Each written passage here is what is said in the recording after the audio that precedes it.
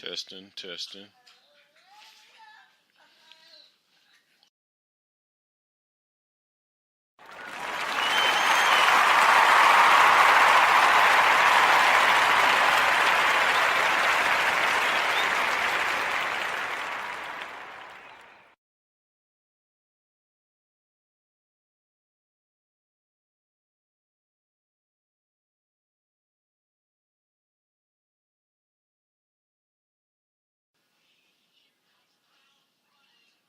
So this is my first time using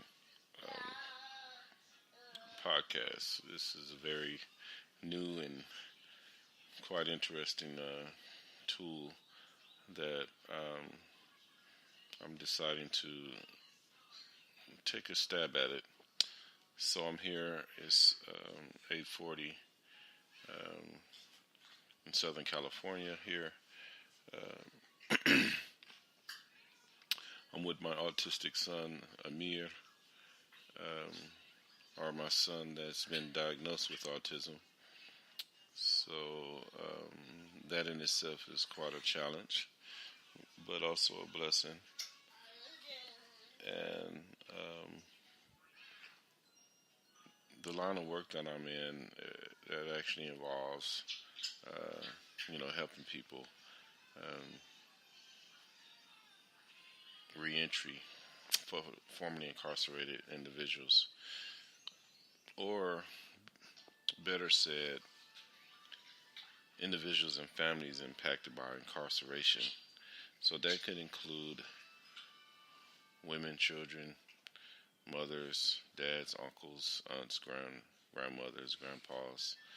So this is a very interesting work that I'm engaged in, and I just want to, this is my first time, like I said, testing out podcasts and looking at my own lived experience and where I am today. You have to go back to like the 1980s.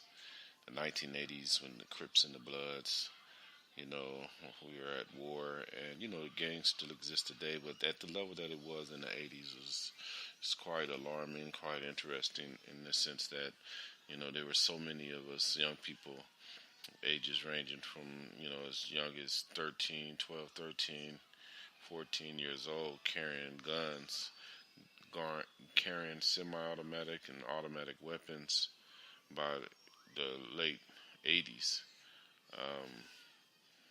devastating to the community, in particular the Latino and African American communities, where the struggles that already exist for our people were definitely prevalent. Here it is, the kids, the youth, decides to form gangs and gang cliques and subculture. To make a long story short, that lifestyle landed me in the prison system at the age of 21. I was arrested at 19, fought the case a little bit on the street, and by the age 21, I was taken into custody and was sentenced to 16 years to life in prison, in a California state prison.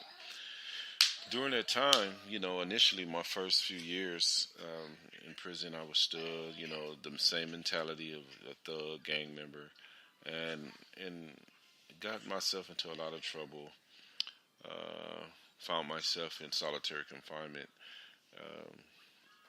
by 1993, and during that time I was in solitary confinement. There was things taking place in that environment that, quite frightening for the average person, but for myself, it was a part of the life. It was part of the struggle of being a young black male in the belly of the beast, as we called it. And we still call it that. During the time I was in solitary confinement, being allowed maybe 3 or 4 books at a time, books from our personal property that was confiscated during our stay in solitary confinement. My mother sent me a World Almanac, 1992 World Almanac. And in this World Almanac, I began to read all of the different religions. And, I got a letter from my father during that time I was in solitary confinement telling me that, son, if you do not calm down, relax, chill out, do your time, be on your best behavior, we're never going to see you again. Um, your, your, your mom and I are getting older, and, we hope to be able to see you again. And that was what was said to me, and I think that turned the light on for me to let me jump into action. What can I do to change my life? And I began reading this World Almanac, reading about the different religions, and when I read about the religion of Islam, that's what actually caught my attention, and I became a Muslim. I actually declared myself a Muslim shortly after reading this World Almanac and requesting the Quran from the correctional officers. Later on, I was released from solitary confinement, and maybe after a year or so, or actually less than a year, I began taking vocational trades, trying to get every type of bit of education and book reading that I can do. I was hungry. I needed knowledge. I wanted to know. I wanted to understand, what has brought me to this place, what turns did I take that just really made me this insane person in South Central Los Angeles. Um, so, you know, as time went on, one of the chaplains at one of the prisons that I was incarcerated told me, he said, brother Yusuf, um, it seems to me you have a talent for teaching. And I said, oh, yeah, why you say that? He said, I seen how you was talking to the youngsters in the chapel in the hallway, and it seemed like you should put that to work. You should actually put that to work. And he pointed to a white bulletin board, and he said, look at that board right there. Go out there and do your thing. And that's what I did. And from there, uh, I seen the change. I seen the turning of my life from the Dre Dog, the hood, the homies this and the homies that, to totally trying to get my affairs in order.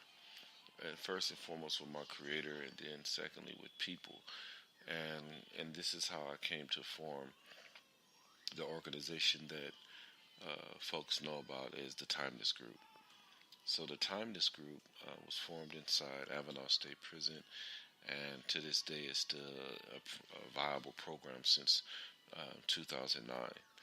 And now that Timeless is a nonprofit 501c3 organization, we're here in California, Northern California, as well as Southern California, trying our best to get back to the community. So um, this is where we are, and in my time and in my life, I hope that I can continue to get back to the community, that I can continue to um, do things that from my own past, from my own struggles, from my own lifestyle choices, that I can actually save and rescue someone else. Um, why should someone have to live in my shoes when we can avoid them ever walking that path? So it's really going to take a lot of energy, a lot of love from the community to see it through. So again, this is my first time. I'm here with my son. Sorry for the distraction, and I'm here with Amir, and Amir is 3 years old, and he's still not verbal. He doesn't talk, and he has the sensory thing where he won't eat.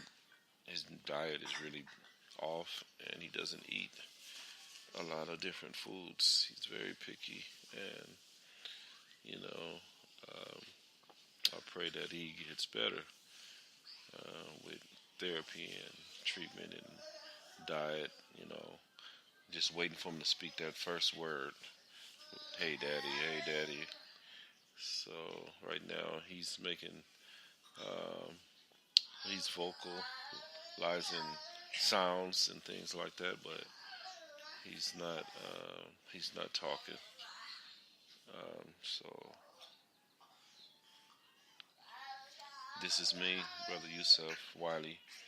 Um, I hope to have some more focused and structured material to discuss with you when I sign back on.